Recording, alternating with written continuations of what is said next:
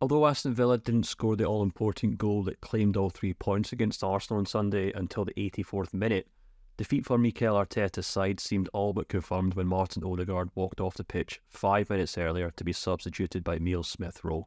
It was at that point that fans of the North London club probably realised they weren't going to win that game, and as a result, may have now lost the season's Premier League title race.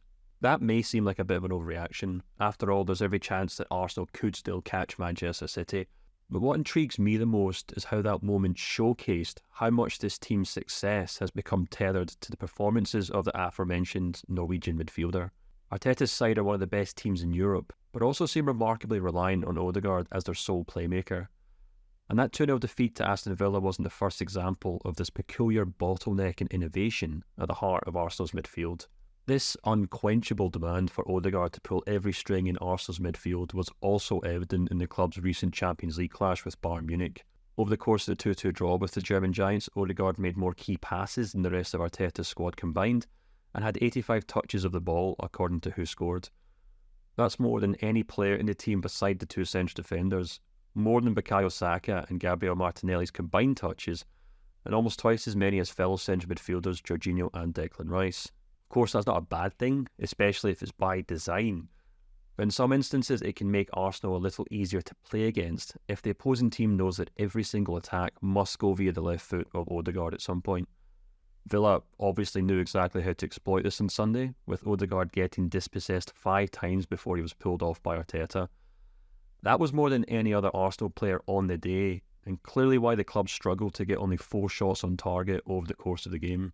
And it's not hard to see why Odegaard has grown into the role of Arteta's trusted midfield playmaker. Once considered too lightweight for Real Madrid, the Norwegian talent has come on leaps and bounds over the course of the last 3.5 seasons in North London, and now stands tall as one of the most accomplished attacking midfielders in the Premier League. Having missed just 6 games through injury since his first game for Arsenal back in January 2021, Odegaard has not only been an ever-present member of Arteta's squad, but over the course of the last 3 years has taken on more and more responsibility with each passing season. When we take a look at the numbers, we can see just how much progress Odegaard has really made in the Premier League in recent years. For example, when we look at the midfielder's key passes per 90, which are passes that lead to a shot, we can see that they have steadily increased by 37% since the 2021 season to where they now stand.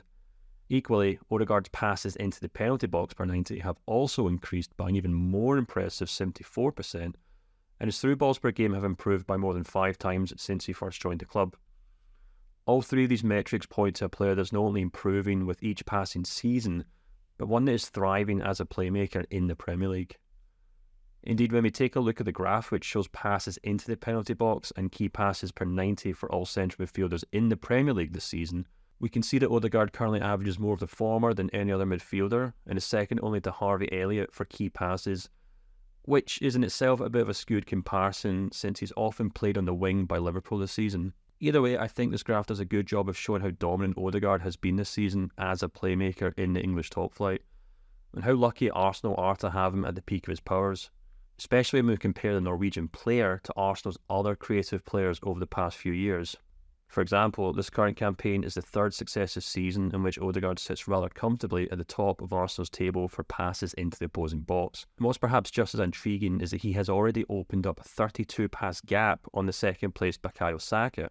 As we can see, that gap is the largest between Odegaard and Arsenal's next best playmaker in the last 3 seasons, and will likely grow even larger between now and the end of this season. Further proof, if any was necessary, of this team's reliance on the midfielder.